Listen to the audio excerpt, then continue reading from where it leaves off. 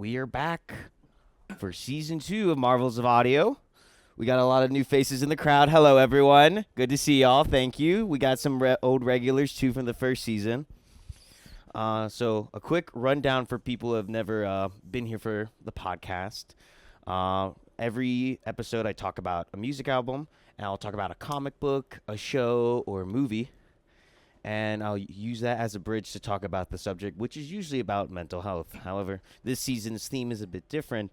I'm focusing on the impacts of these medias on communities and how it can affect whole communities, whole groups, friendships, relationships, camaraderie, brotherhood. Everyone has a different word for it.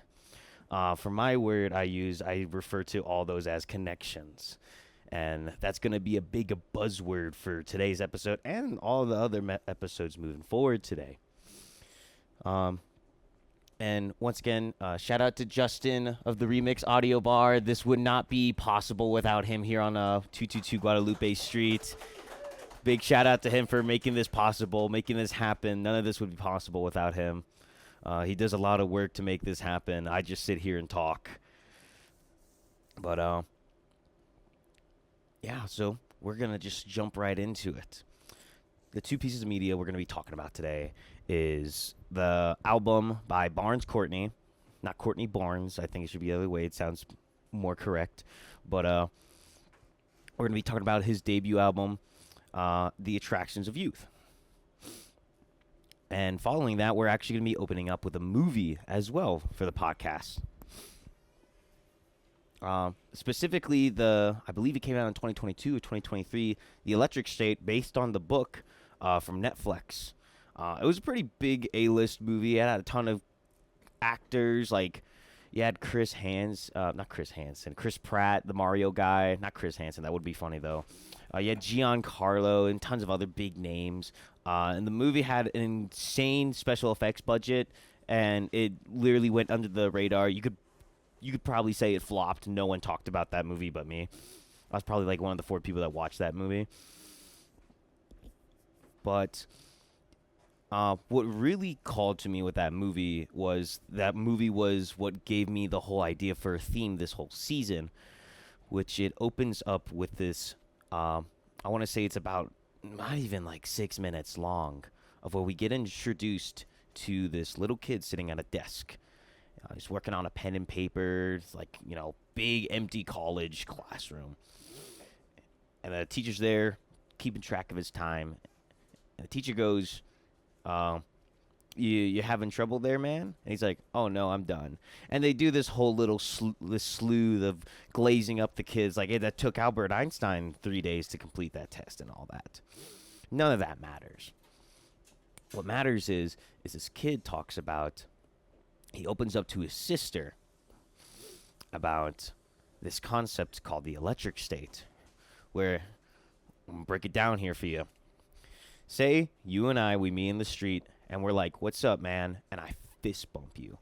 And from that little fist bump alone, on an electrical level, we are connected. And that little connection, that little tether between us when we fist bump, it's established, and it's left there forever.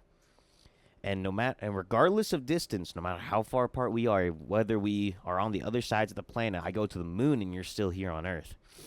That connection cannot be severed on an electric state. And it kind of just blew my mind, honestly. I'd never really thought about it like that. It's kind of like the red string of fate theory, if anyone's ever heard of that. But I really liked the idea of that. Just no matter how far you go or how much time passes, these little connections you make with people, things, concepts, physicality or not physical at all, are connected to you for the rest of your life. And it got me to thinking, it's like, can you make these connections stronger? How do you manifest these connections in different ways?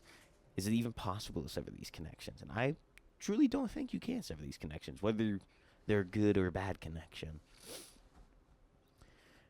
And it got me thinking, and if that's true, on an electrical level, when you and I fist bump, everyone else you fist bump before you, and everyone else I fist bump before me, they're all connected in that web too now.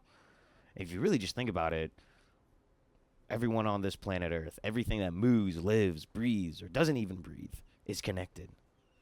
And it's just kind of like, it was one of those like hippie, dippy, like 1 a.m. in my car, out of my wazoo, blew my mind kind of things. But it was a really cool concept to me. I really liked it. It really called to me. And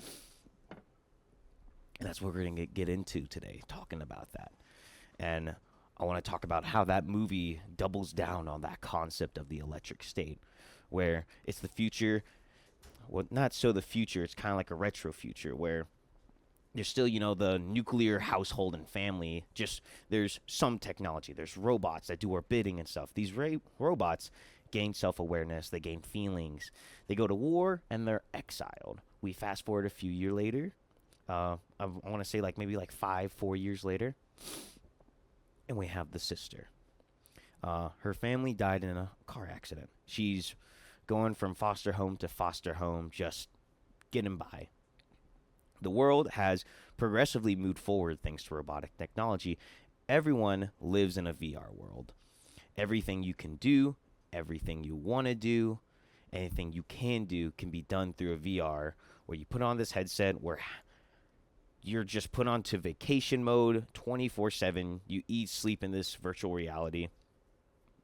And a little robot that takes your consciousness does all the boring day-to-day 9 to 5 stuff for you. Our main character here, she despises that. She hates it so much. And we get a little rundown of even in the school system, people in their everyday lives, people at work heavily rely on this headset. She's disgusted by it. There's no talking to people. There's no genuine connections, no physicality to it. Even the words people are saying to each other in this world, in this VR headset world, it's fake, it's brittle, it carries nothing. And so we then get to the turning point, where it really just kicks off. A robot breaks into the house. And this robot claims to be her dead brother, saying that I'm not actually dead, my body's just somewhere, and my mind is trapped in this robot, assuming something to be with the VR technology.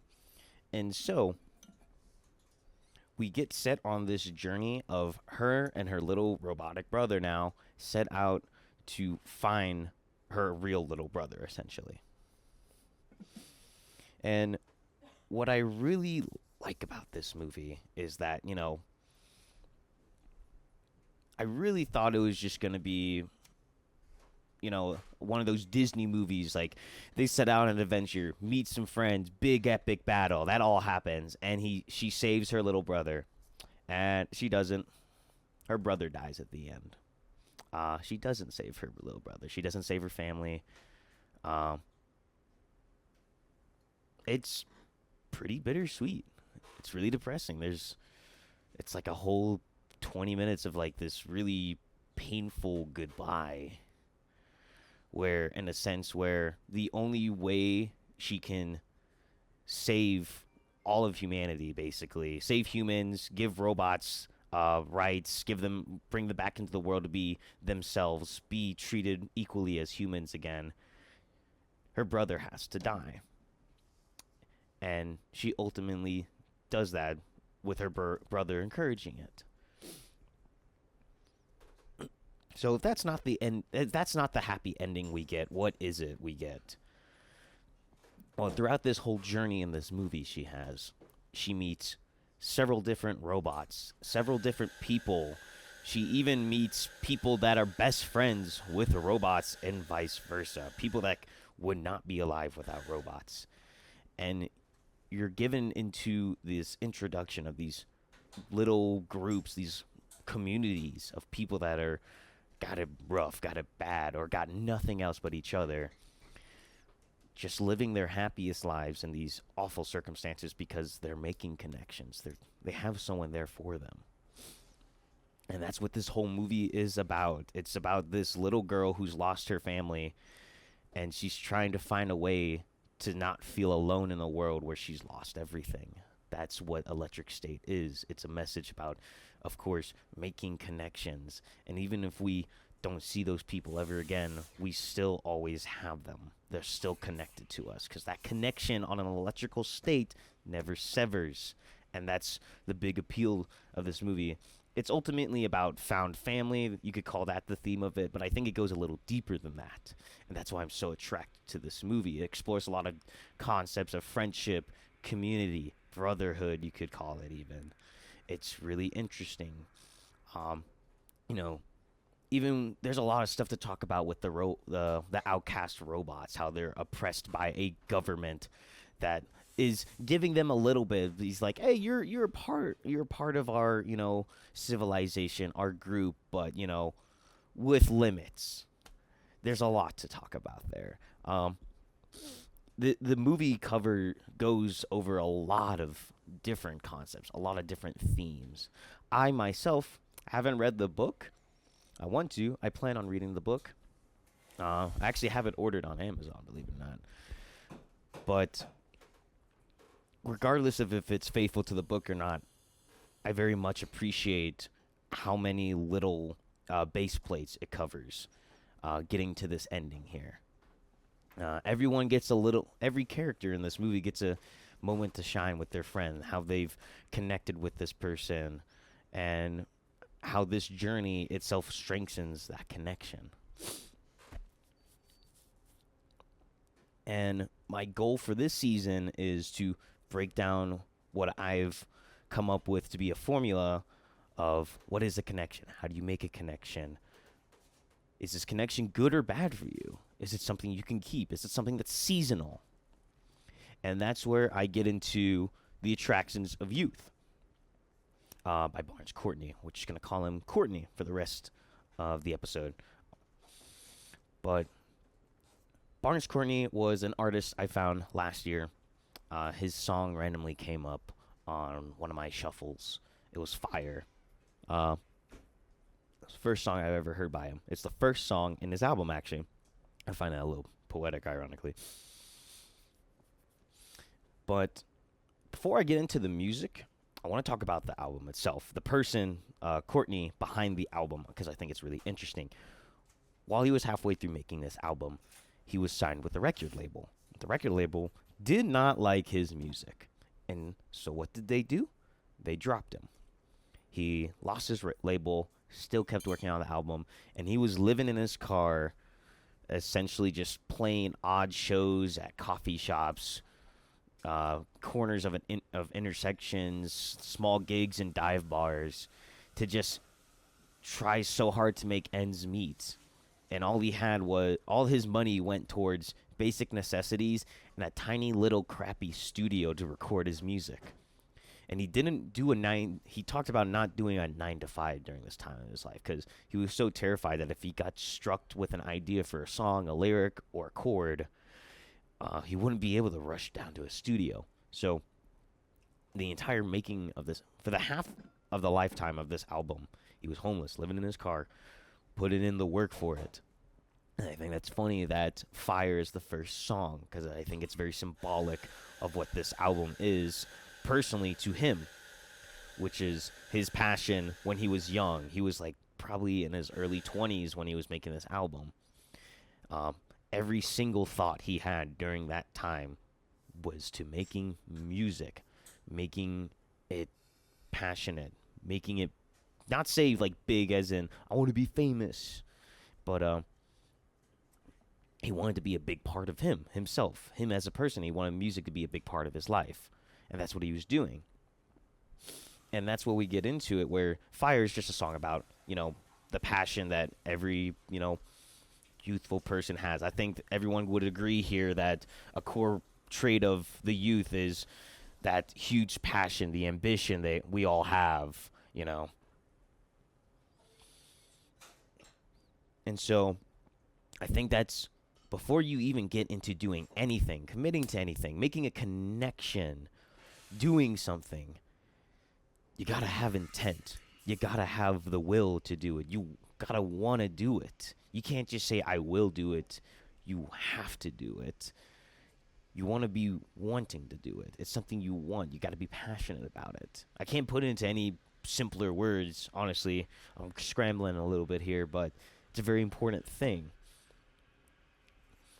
And another very clever thing in this album is the song that follows right after, and it's probably, if you've ever heard Courtney, this is probably the song you know him by, which is Glitter and Gold. This is the second song on the album. It follows right after Fire. And it's a bit of a continuation of the previous song where he goes on with this verse of ting ting like glitter and gold, kind of putting in this imagery in our mind of like he's forging something like a blacksmith. Like when he's hitting down on something, it sparks go flying like glitter and gold. And I think it's absolutely genius that he puts it like this, because yes, you can be passionate about something, but if you don't have a way to channel that, to push that out into something, into a craft, or use it as a tool, it's ultimately nothing. Because a fire without a forge, it just burns out. But a forge without fire, if you have no intent, if you have no passion to make something, you can't create anything. The forge just stays blacked out. It's just cold coals. But what does this mean about making connections? What does this have to do with the title of the album, Attractions of Youth?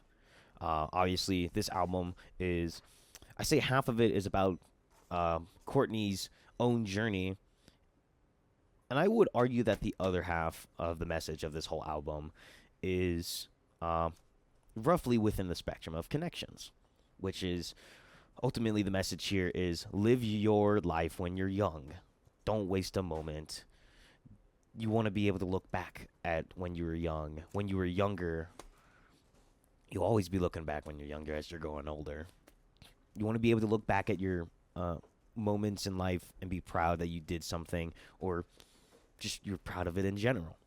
That's the whole other half of this album, because he talks a lot about how he can proudly look back at his youth and not remember a single second that was wasted of his life. And that's how he lives his life every day. But that's not exactly what I'm talking about here. The important thing here is memories. There's a song in this, one of the slower songs, called Golden Dandelions. And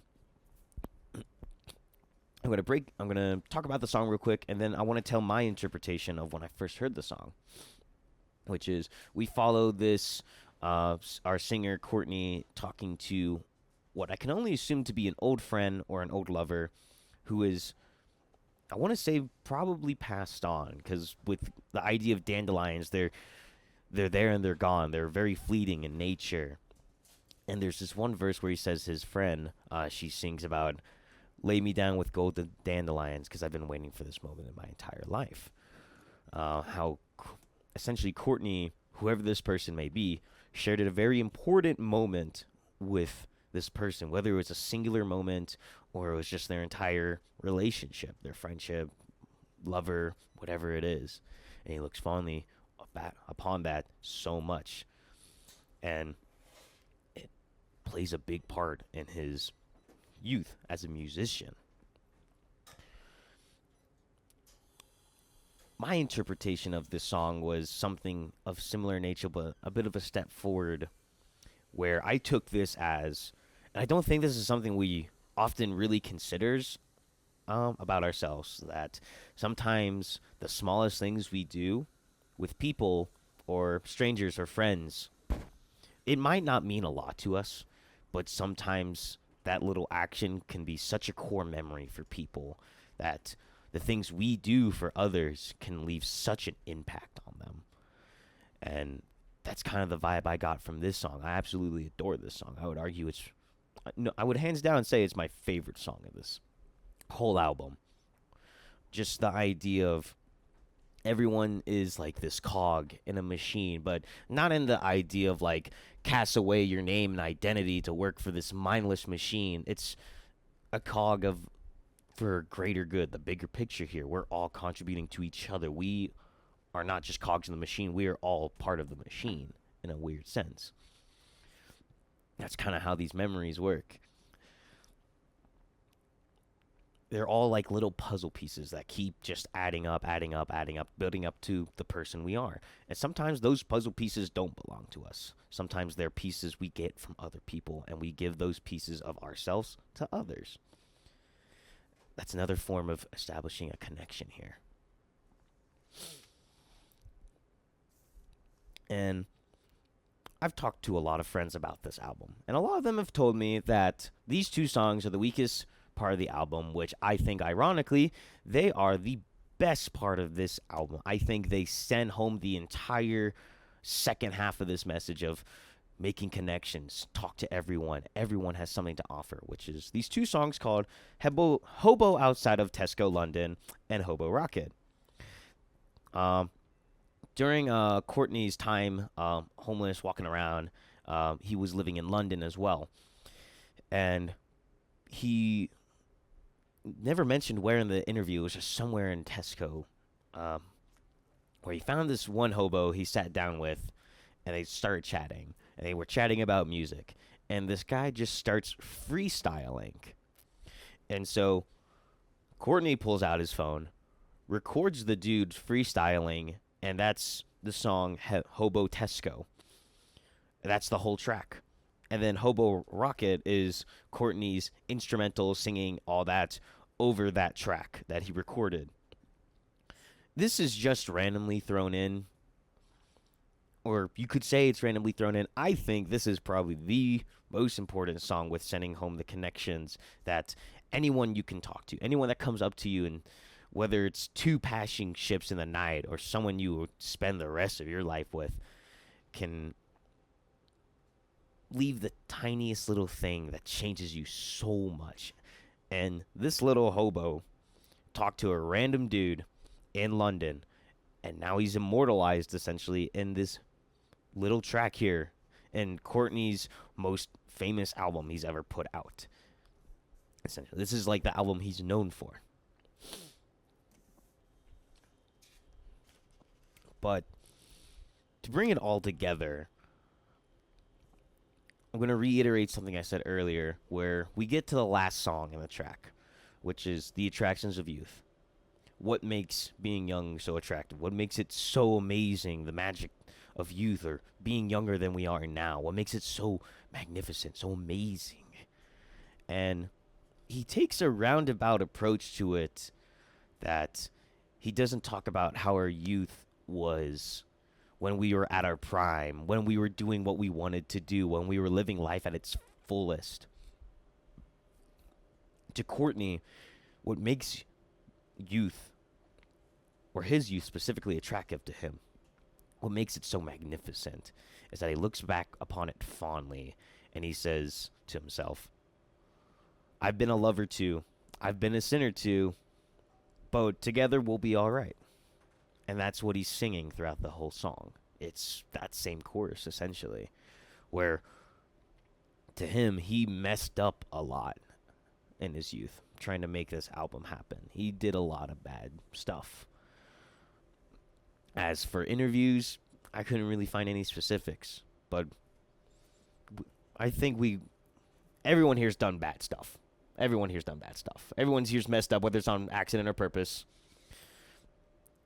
But he talks about specifically in this song, the whole message is all those hundreds of failures and mess ups make that one success for him so much bigger, so much satisfying. And he looks back that he's so happy that he messed up. He's so happy that he failed all those times making music and stuff, because through that he met so many amazing people through his musical career. He met so many strangers and friends through these failures, and through these successes he was able to speak fondly of those people that helped them get there.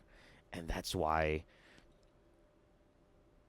the idea of youth is so attractive to him, because he lived it to his fullest and he got the most out of it. Even if he didn't do everything he wanted to do, he made connections. It was through other people that helped him get to that point in life. And that's one core idea of making connections that I want to push forward with this season, which is whether these connections are good or bad, whether you're going through something good or bad right now or still currently, I don't think there is any better solution to getting through whatever BS you got than a friend, community, help group, whatever. We are all, once again, a cog in this machine, but we are all part of the same machine. We give pieces to solve the puzzle to each other and receive that from everyone else to help us, whatever it may be, no matter how big or small. I don't think there's anything crueler in this world than living a life alone, not making any connections, never talking to anyone, never really talking to anyone. Like, going back to Electric State, there's this whole idea of talking with nothing to say, the whole VR headset. When you talk, I want you to be passionate about it. I want you to have intent in your words. I want you to forge connections with that fire in those words. I think that is the important thing about establishing connections. You have to want to do it. You have to have that drive. And you will be rewarded for that. You will receive something. You will be happy. It's probably not immediate, but you're building something. You're making something. And I'm only 24. I haven't lived a long life. I've barely lived a quarter of my life so far. But in the 4 years I've been out of high school, I am very glad I took the time instead of going to college, figuring out a career, and just finding a community, finding friends. Because fast forward here to Season 2, Episode 1, Marvels of Audio, that time I've spent crafting connections, that time I've spent being there for people, for friends, not because I should, but because I want to. And we have a full coffee shop of my friends and people here. It's amazing. It's awesome. And so that's what this whole episode is. It's connections. And that's what you can expect for the rest of the season. I'm going to be talking about the more intricacies rather than this is much more broad. This will probably be the most broad concept we talk about. We'll be getting into more intricate ideas about it as the weeks go by. But on the whole subject of memories, I'm going to leave us off with a recommendation. Here I have a song called Subaru by Chosand. Of course, link will be in the description. And this is just a song going about this guy staying up late, getting drunk, or playing Smash Bros. Until he passes out, waking up with a hangover. He's got work at 5 in the morning. This song just hit me like a truck with nostalgia. There's nothing crazy, intricate, or deep I have to talk about this song. And sometimes it's okay for something to be that shallow. Because this song just makes me feel happy that I did those things. Whether they were stupid, whether they were simple, or were nothing of substance, really, it's something I did. And I did it with friends. This song is about this guy with a Subaru just doing dumb stuff with his friends. And he's looking back on it. It's like, I'm glad I did dumb stuff. It wasn't productive. It wasn't great. But I did it. And he looks back on those memories fondly, too. It's not a foreign concept to a lot of us. So, with that, thank you all for showing up. And that's it for Marvels of Audio. I'll see y'all next week.